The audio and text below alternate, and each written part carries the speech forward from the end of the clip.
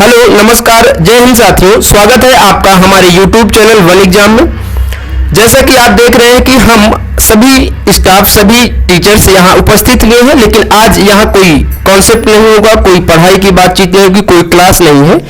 आज हम आपके साथ एक ऐसे व्यक्ति को से मिलाने वाले हैं आपको, जिन्होंने अपने सफलता की कहानी अपने खुद के परिश्रम से, खुद की मेहनत से लिखी हुई है। और कहा भी जाता है ना, सफलता के लिए कुछ खास चीजों की जरूरत होती है, जिनमें से एक है कठिन परिश्रम या लगातार मेहनत। तो आज हम मिलाने वाले हैं हमारे ऑफलाइन कोचिंग के एक स्टूडेंट्स इंद्रजीत, जिनका नाम है। इन्होंने अभी हाल ही में एक एग्जाम एसएससी जीडी में सफलता हासिल की है, और ये हमारे लाल गोपालगंज प्रयागराज की ऑफलाइन संस्था लक्ष्य विकास एकेडमी के रेगुलर स्टूडेंट्स रहे हैं, प्रॉपर स्टूडेंट रहे हैं। मिलाना चाहेंगे उनसे। स्वागत है आपका इस कार्यक्रम में। आइए इंद्रजीत जी। सबसे पहले इनको मैं सफलता की ढेर सारी शुभकामनाएं देना चाहूंगा, बधाइयां देना चाहूंगा, और कोचिंग के डायरेक्टर सर धीरेन्द्र सर इनका माल्यार्पण करेंगे और मुंह मीठा कराया जाएगा इनका।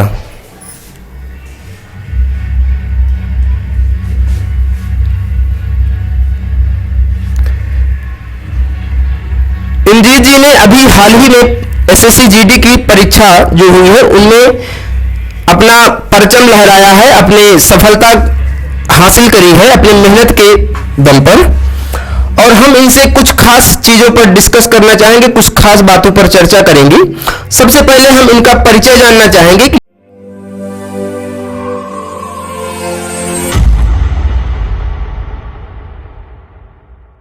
सबसे पहले दोस्तों मैं अपना नाम बता रहा हूँ। मेरा नाम इंद्रजीत है और मैं ये लाल गोपालगंज में ऑफलाइन संस्था चलती है लक्ष्य विकास एकेडमी, और मैं यहाँ पर कोचिंग करता हूँ। और लगातार मैं 2019 से जुड़ा हूँ और मेरा सिलेक्शन एसएससी जीडी में हो गया है और मुझे बीएसएफ मिला है। और मैं तो इंद्रजीत जी बताइए, आपका फैमिली बैकग्राउंड क्या था, आपके परिवार की क्या हालत थी, आप कैसे थी, बताइए डिटेल में थोड़ा बताइए हमारे दर्शकों को। तो सर मैं बताऊँ, मेरा फैमिली बैकग्राउंड जो है बहुत ज़्यादा बेकार था, मतलब। और मेरे पिताजी जो है सब्जी बेचते हैं और मैं भी उनके साथ, मतलब यहाँ कोचिंग जब आता था, मतलब फर्स्ट टाइम यहाँ से कोचिंग जब जाता था तो उनके साथ हम भी सब्जी बेचने जाते थे। और सब्जी बेचकर वही से मतलब कोचिंग का खर्चा उर्चा हो जाता था, उसी से मैं कोचिंग किया और ऐसे ही मेरा संघर्ष। तो क्या कोई सोर्स था आपके पास, या बस सब्जी पिता ही अकेले थे जो आपकी घर पे काम करते थे बस? सर सोर्स तो मेरे पास कोई नहीं था। मेरे भाई एक लोग हैं, मतलब सर्विस करते हैं, उनका मदद है, उन्हीं की मदद से मतलब। तो भैया जी को कब मिली थी, जॉब मिली थी? मेरे भैया को 2018 में जॉब मिली थी, इसमें यूपीपी में है। तो मान लो तो वो 2018 में यूपीपी में भर्ती हुई है, लेकिन उसके पहले का जीवन यापन आपका कैसा रहा? सर उसके पहले के जो जीवन यापन जो है बहुत ज़्यादा खराब था। अब हम बताएं तो सर, हम स्वयं ही जाते थे सब्जी बेचने। उसके पहले हम गांव में, मतलब जो ठेकेदार होते हैं लकड़ी कटाते हैं, हम उनके साथ भी गए हैं, लकड़ी काटे हैं दिन भर, मतलब बहुत ज़्यादा समस्या थी। और फिर प्लस बहुत ज़्यादा समस्या थी सर। एकेडमिक जीवन आपका कैसा था, मतलब आपने कक्षा 10 कैसे किया, क्या पढ़ते थे आप, कि कैसे हुआ आपका एकेडमिक जीवन, कैसे व्यतीत हुआ? सर एकेडमिक जीवन तो हमारा बहुत ज़्यादा मतलब वीक था, मतलब पढ़ाई में तो मन ही नहीं लगता था। कभी कोचिंग स्कूल मतलब हफ्ते में एक दिन जाते थे, कभी भाग जाते थे, मतलब बहुत ज़्यादा हमारा ख़राब था। हाई स्कूल में तो एक बार हम फेल भी हो गए हैं। दोबारा हाई स्कूल जो है, मतलब 2014 में हम जब हमारा हाई स्कूल था तो उस समय सेंटर मतलब बहुत जहाँ गया था बहुत ज़्यादा हार्ड था, वहाँ फेल हो गए थे। फिर दोबारा 2015 में पेपर दिए तो हाई स्कूल हम हाई स्कूल हो गया, उसमें मेरा 70% बना था। फिर उसके बाद 2017 में जो है हमारा इंटर हुआ। इंटर तो मान लो सर काज नहीं कैसे हम पास ही हो गए, 50% बना था। पढ़ाई में समझ लीजिए सर एक पैसा का भी मन नहीं लग रहा था हमारा। तो आपका तो इंटर हो गया, फिर आपने ये फाउंडेशन क्लासेस ज्वाइन कब से की? सर ये मैं 2019 से ज्वाइन किया सर कोचिंग सर। तो जो इसके बीच का अंतर है, मान लीजिए आपने 2017 में इंटर किया, तो 2 साल आपने कहाँ व्यतीत किया? सर 2 साल में हम तो क्या होता है सर, 2 साल हम मतलब इधर उधर घूमने टहलने और फिर कमाने में सर बिता दिए, मतलब कमाने चले गए थे। हाँ, तो इन देख रहे हैं आप इन बीच के 2 साल में हाई स्कूल में कैसे एक व्यक्ति या एक स्टूडेंट जो है एक बार फेल होते हैं, दूसरी बार कड़ी मेहनत करके पास होते हैं और फिर इंटर के एग्जाम में भी सफलता पाने के बाद भी घर की आर्थिक स्थिति कमजोर होने के कारण इंद्रजीत जी घर को छोड़कर कमाने के लिए निकल गए थे, ताकि जो घर के बाकी लोग थे इन लोगों को जीवन यापन हो सके। पिताजी ने को इन्होंने बताया कि सब्जी वगैरह बेचने हैं, जिनके आप ग्रामीण क्षेत्र में आप जान ही सकते हैं कि सब्जी बेचने में आप कितनी कमाई कर सकते हैं। तो इन सभी परिस्थितियों से जूझते हुए, संघर्ष करते हुए इंद्रजीत जी चले गए थे कमाने के लिए। अब बताएंगे कि क्या काम करते थे और वहां से फिर वापस कब आए और फिर जो तैयारी की शुरुआत इन्होंने कब की। सर सबसे पहले तो मैं गांव में ही मतलब बताए थे सर, लकड़ी काटने जाते थे, फिर उसके बाद हम सर पिताजी के साथ सब्जी बेचने जाते थे। फिर उसके बाद सर मतलब बहुत ज़्यादा दिक्कत आ गई थी, फिर हम एक बार भट्ठे पर भी चले गए थे सर। और फिर उसके वहाँ पर गए तो सर वहाँ बहुत ज़्यादा दिक्कत थी, मतलब भट्ठे पर जो गया होगा सर उसको मालूम होगा कि वहाँ कैसे रहते हैं। मतलब 10 फीट आग रहती है नीचे, फिर उसके ऊपर आदमी रहते हैं, फिर उसमें झुकाई रहता है, मतलब बहुत ज़्यादा खतरा वाला काम रहता है। फिर सर खाना बनाते हैं तो उसमें राबिश चली जाती है, तो उससे हमने सीख लिया। मतलब जो यहाँ 12 घंटे मतलब 12 घंटे दिन में जो ड्यूटी करते थे, 12 घंटे शाम को वहाँ पर, तो सीख लिए अगर यही 12 घंटा अगर हम मेहनत कर लें, अच्छे से पढ़ाई कर लें तो बहुत अच्छा सुधार हो सकता है। पढ़ाई के लिए आपको प्रेरणा कहाँ से मिली? क्या आपके घर के किसी व्यक्ति ने आपको प्रेरित किया या फिर आपके खुद के अंदर से ही इच्छा हुई कि नहीं हमको पढ़ाई करना चाहिए? इन सभी चीज़ों जितना हम परिश्रम यहाँ कर रहे हैं, अगर इतना किसी एग्जाम की तैयारी में अगर लगा देंगे तो बाकी के जो आगामी जीवन के साल हैं सभी वे सभी अच्छे से हो जाएंगे। कहाँ से आपको प्रेरणा मिली? सर प्रेरणा मतलब हमारे घर में हमारे कमल भैया जो हैं 2018 में जो पुलिस में जॉब कर रहे हैं। सबसे पहले मतलब जब वहाँ भट्ठे से हम कमा के आए और घर पे आए तो भैया बोले मान लो अब पढ़ाई छोड़ दिए हो तो गांव में क्या होता है कि सबसे ज़्यादा आसान रहता है कि आर्मी की तैयारी करिए। आर्मी की तैयारी हमारे यहाँ बगल में ही, घर के बगल में ही ग्राउंड है, तो भैया बोले जाइए रेस करिए, आर्मी की तैयारी करिए। तो हमने 1 साल लगातार वहाँ पर कोचिंग रेस किया। फिर उसके बाद फैजाबाद रैली भर्ती लगी थी, उसमें गए। रेस मेरी नहीं फंसी, मतलब बहुत ज़्यादा मेहनत कर लिए थे। फिर रेस नहीं फंसी तो भैया बोले कि आप कोचिंग पकड़ लीजिए। और पहले ये लक्ष्य विकास अकेडमी जो ये लालगंज में चलती थी, ये संस्था पहले बिहार में चलती थी। तो भैया बोले तो वहाँ मैंने बिहार कोचिंग मतलब वहाँ पर ज्वाइन कर लिया सर। फिर तो आप अपने बड़े भाई श्री कमल जी की वजह से या उन्हीं से प्रेरित होकर उन्हीं की बात कहने पर लाल गोपालगंज प्रयागराज में जो लक्ष्य विकास एकेडमी चलती है, यहीं से लगभग 7 किलोमीटर की दूरी पर बिहार एक टाउन एरिया है या एक स्थान है, वहां भी इसकी दूसरी शाखा चलती थी। वहां से इन्होंने हमारी कोचिंग लक्ष्य विकास एकेडमी को ज्वाइन किए थे और उसके बाद से ये लगातार, इनकी सबसे बड़ी खासियत ये रही कि ये कोचिंग से लगातार कंटिन्यू जुड़े रहे। और इनकी तैयारी में कोचिंग का क्या योगदान रहा, हम इनके माध्यम से या इन्हीं से जानना चाहेंगे। तो जैसा हमने बताया सर अभी कि 2018 में 19 में जो है ये संस्था वहाँ बिहार में चलती थी, तो वहाँ कोचिंग आते थे। तो वहाँ क्या हुआ कि वहाँ बच्चे ज़्यादा नहीं थे और तो सर वहाँ संस्था बंद कर दिए। वहाँ से फिर ये बिहार लाल गोपालगंज में मेन संस्था इसकी थी, तो हम यहाँ पर आके कोचिंग पकड़ लिए। तो हमारा घर जो है यहाँ से 15-15 किलोमीटर पड़ता है, तो आने जाने में बहुत ज़्यादा दिक्कत होती थी। तो और सर ये भी बोले कि अगर पैसे की दिक्कत है तो फीस कम देना, लेकिन आइए लगातार कोचिंग करिए। उसके बाद हमने यहाँ पर लाल गोपालगंज में कोचिंग पकड़ लिया। फिर उसके बाद कोविड-19 आ गया सर। तो आप 15 किलोमीटर दूर से साइकिल चलाकर लक्ष्य विकास एकेडमी आते थे। जी सर। देख लीजिए, आप 15 किलोमीटर पर डे के साइकिल चलाकर आते थे कोचिंग, और इसी बात को कहा जाता है कि परिश्रम की। के बाद भी सब्जी बेचने के लिए पिताजी के साथ जाते थे। 10 किलोमीटर मतलब बाजार, मतलब जहाँ रहती थी वहाँ जाते, सब्जी लाद के मतलब साइकिल पे ले जाके वहाँ बेचते थे दुकान लगा के। तो देख लीजिए कि सफलता के लिए आपको कितना कठिन परिश्रम करना पड़ता है, और सफल वही व्यक्ति होता है जो इन सभी हालातों से लड़कर आगे बढ़ता रहता है। जीवन में परेशानियां सभी के जीवन में होती हैं, लेकिन सफल वही व्यक्ति होता है जो इन सभी परेशानियों से लड़कर इनसे आगे बढ़ते हुए जाता है, हमेशा संघर्ष करता रहता है। तो मैं बुलाना चाहूंगा, अब आपसे मिलवाना चाहूंगा कोचिंग के हमारे लक्ष्य विकास एकेडमी के डायरेक्टर श्री धीरेन्द्र सर से, और उनका इंद्रजीत जी की तैयारी में क्या कैसे मार्गदर्शन रहा ये बताना चाहेंगे। धन्यवाद आकाश सर।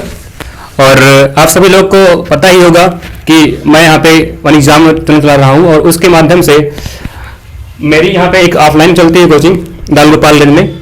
तो उसी का मैं एक कह सकते हैं डायरेक्टर या कुछ, उसी कोचिंग में एक होनहार छात्र हमारे हैं इंद्रजीत, और इसी इंद्रजीत ने आज कुछ ऐसा कर दिया है, क्योंकि जो पहले का इनका काम था वो बहुत ही कुछ अलग ही था, लेकिन इन्होंने ये करके दिखाया कि मेहनत के, अगर हम मेहनत करेंगे तो हमको कुछ भी, कोई भी दुनिया में काम है वो इंसान को मिल सकता है। तो हम ये बताना चाहते हैं कि अगर आप संघर्ष कर रहे हैं तो संघर्ष की कड़ी में आप अपना संघर्ष व्यस्त करिए, 100% दीजिए, तभी आपको हर मुकाम आपको प्राप्त हो जाएगी। तो मैं इंजीत से जानना चाहता हूं कि इंजीत ये बताइए कि जब आप एग्जाम कर रहे थे, यानी एग्जाम ड्यूटी लगा हुआ था 2021 में, तो उसके एग्जाम के 1 महीने पहले आपने क्या किया, जो आपका एक संघर्ष बना हुआ था, जो आपने खुद को मोटिवेट किया, कैसे आपने मोटिवेट किया? सर जब एग्जाम लगा था जीडी का हमारा सर 1 महीने पहले बचा था, तो जो कोचिंग की नोट्स थी और प्लस उसको मैंने रिवीजन करना शुरू कर दिया, क्योंकि सर अब पेपर लगा है तो अब नया तो कुछ पढ़ नहीं सकते हैं सर। और फिर नोट्स को रिवीजन किया सर, और प्रैक्टिस सेट किया सर लगातार, और यही दोनों सर किया। उसके बाद सर पेपर दिए, हो गया सर सिलेक्शन।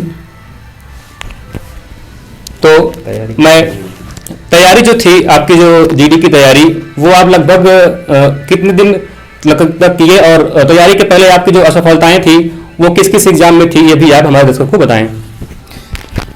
सर इसके पहले सर हम एक 2018 में यूपीपी की आई थी सर, उसमें भी पेपर दिए थे सर, लेकिन उसमें मतलब तैयारी थोड़ा वीक थी उस समय सर, शुरुआत ही था हमारा सर, तो उसमें नहीं हो पाया सर। फिर उसके बाद ये यूपीएसआई भी लगी थी सर, उसकी तैयारी भी बहुत मतलब अच्छे से किए थे, लेकिन उसमें भी नहीं हो पाया सर। उसके बाद सर ये जीडी दिए हैं सर, उसमें हो गया सर। तो फिर से एक बार इंजीत को मैं बधाई दे रहा हूं, बहुत बहुत धन्यवाद। तो आप सभी को यहाँ प्रेरणा इस वीडियो से मिलेगी कि आप सभी लोग अगर अपनी तैयारी उसी वे में कर रहे हैं जिस तरफ आप जाना चाहते हैं, और आपने अगर अपना 100% दिया है तो आपको सफलता जरूर मिलेगी। तो धन्यवाद, नमस्कार, जय हिंद। लेकिन आप सभी लोग आप अपनी तैयारी लगातार बनाए रखें, क्योंकि जीडी फिर से लगी हुई है, और आप फिर से सफल होकर के आप निश्चित सफलता प्राप्त कर सकते हैं। सर एक मोटिवेशन सारी सर बोलना चाहते हैं सर, ये सारी है, रख हौसला वो मंजर भी आएगा, और प्यासे के पास चलकर समुंदर भी आएगा, थक के न बैठे मंजिल के मुसाफिर, मंजिल भी मिलेगी और मिलने का मजा भी मिलेगा। धन्यवाद सर। देखिए इंद्रजीत जी का सफर कितना संघर्षमयी रहा, कि उन्होंने अपने जीवन की यात्रा कैसे व्यतीत की, और कैसे उन्होंने हाई स्कूल किया, एक बार फेल हुई, उसके बाद उन्हें कड़ी मेहनत करके सफलता प्राप्त की। फिर उन्होंने इंटर किया, इंटर करने के बाद इनके घर के हालात कुछ अच्छे नहीं थे, तो यह क्या काम करने के लिए बाहर शहर गए। लेकिन गांव में क्या होता है कि गांव में सबसे जो हल्का काम, या कहते हैं कि कुछ पढ़े लिखे ना हो या कम रोजगार कुछ नहीं आता हो, तो उन्हें किस पर भेज दिया जाता है, भट्ठे पे। गांव की सबसे जो निम्न कास्ट के लोग होते हैं वो सोचते हैं कि मतलब भट्ठा ही सबसे अच्छा होता है, तो यहाँ भट्ठे की कमाई करने, जिसमें ईंट बनते हैं, भट्ठे की कमाई करने के लिए बाहर गए। लेकिन वहां इन्होंने एक साल पूरा भट्ठे पर कमाई की। उसके बाद इनके घर के हालात कुछ अच्छे नहीं थे, और इनके बड़े भैया जी का सिलेक्शन यूपीपी में हुआ। तो ये जब भट्ठे की कमाई कर घर लौटे, तो इनके भैया ने इन्हें मार्गदर्शन दिया और बोला कि क्या आप जीवन में कुछ कर नहीं सकते। तो इन्होंने कहा क्यों नहीं, तो इनके मार्गदर्शन के द्वारा इन्होंने पुनः अपने जीवन की यात्रा को बढ़ाया और उन्होंने कोचिंग स्टार्ट की और अच्छे से सफलता को प्राप्त की। आकाश सर थोड़ा आपको समझाएंगे। तो इंद्रजीत जी से मैं अंत में सिर्फ इतना पूछना चाहूंगा कि लक्ष्य विकास एकेडमी और जो हमारी ऑनलाइन प्लेटफॉर्म है यूट्यूब पर वन एग्जाम, इनके टीचर्स के बारे में आप क्या कहना चाहेंगे, और अंत में आप बताएंगे उन स्टूडेंट्स को जो किसी एग्जाम्स की ऐसे एग्जाम की तैयारी कर रहे हैं, उनके लिए आप कुछ बताएंगे कि वो कैसे कम समय में जल्दी से सफल हो सकते हैं। सबसे पहले आप टीचर्स के बारे में बताएंगे। सर टीचर्स मतलब सभी ने हमारे मतलब बहुत ज़्यादा संघर्ष करके पढ़ाते थे, मतलब और बहुत ज़्यादा मोटिवेट करते थे कि अच्छे से पढ़ाई करिए, और फिर लगातार मतलब वो टेस्ट भी कोचिंग में कराते थे, मतलब जो गलतियां होती थी मारते भी थे कभी कभी अगर कोई गलती ज़्यादा हो जाती थी। तो ऐसे सर सभी टीचर का बहुत ज़्यादा सपोर्ट रहा सर। तो आप अंत में उन स्टूडेंट्स के लिए कुछ बोलेंगे या कुछ बताएंगे कि कैसे आप कम समय में या एग्जाम्स कोई भी एग्जाम की तैयारी करने के लिए जो कुछ सबसे जरूरी चीजें होती हैं उनके बारे में आप बताएं। सबसे पहले सर गांव में एक चीज़ होता है कि जुगाड़ आदमी, मतलब मेन चीज़ सर काफ़ी बच्चे तो मतलब जुगाड़ के चक्कर में छोड़ते हैं पढ़ाई की। हमारा मतलब बैकग्राउंड बहुत ज़्यादा पीछे है, ये हम तैयारी नहीं कर पाएंगे, पैसा लगता है, क्या लगता है, ऐसा कुछ भी नहीं है सर। मैंने बताया सर मेरी बैकग्राउंड मतलब कैसा था और कैसे हमने संघर्ष करके मतलब जुआ हुआ कुछ भी नहीं होता है। आप अगर मेहनत करिए तो कन्फर्म है आपको सिलेक्शन आज नहीं कल तो मिल ही जाएगा सर। तो आपको अभी तक मान लीजिए कि जैसे बातें कही जाती हैं कि किसी भी परीक्षा की तैयारी के लिए या आप उसमें सफल भी हो गए हैं, परीक्षा पास भी कर लिया है, तब भी आपको कुछ न कुछ देना पड़ता है।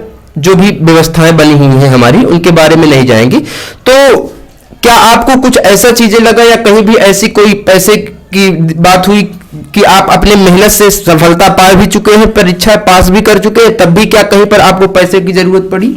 नो सर, पैसे की जरूरत सर कोई कुछ नहीं पड़ी मतलब सर।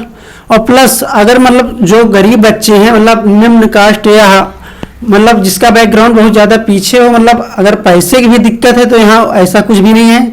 सर से आके एक बार बात कर लें तो सर मतलब बिना पैसे भी पढ़ा देते हैं काफ़ी बच्चे को बिना। अगर कभी कभी ऐसा होता है कि हमको ही दिक्कत होती है किसी महीने की फीस देने में, तो सर से बात कर लेते थे तो मैनेजमेंट कर देते थे कि ठीक है। और प्लस जितने भी अगर गरीब बच्चे हैं अगर कोई तैयारी करना चाहता है तो सर से एक बार संपर्क कर ले, कन्फर्म मतलब फ्री पढ़ा देंगे सर। तो कुल मिलाकर पैसे की इतनी संघर्ष होने के बाद भी आपके बीच जो इंद्रजीत जी खड़े हुए हैं इन्होंने बताया कि इनको मतलब कहीं भी अगर कोई व्यक्ति ये मानता है कि वो गरीब या आर्थिक स्थिति के निम्न बैकग्राउंड से है तो उसके सफलता के लिए, उसके सफल होने के लिए, किसी भी एग्जाम को पास करने के लिए जो पैसे की भूमिका होती है वो तो होती है, लेकिन हाँ उनसे चीजों से निपटा जा सकता है, उन चीजों को सॉर्ट आउट किया जा सकता है। तो एक बार अंत में फिर मैं इंद्रजीत जी को ढेर सारी शुभकामनाएं देना चाहूंगा इनके एसएससी जीडी में सफलता के लिए। अब ये बीएसएफ के एक जवान हो चुके हैं, इनको आधिकारिक रूप से इनको मोहर लग चुकी है इनके ऊपर। तो फिर से एक बार इंद्रजीत जी आपको ढेर सारी शुभकामनाएं।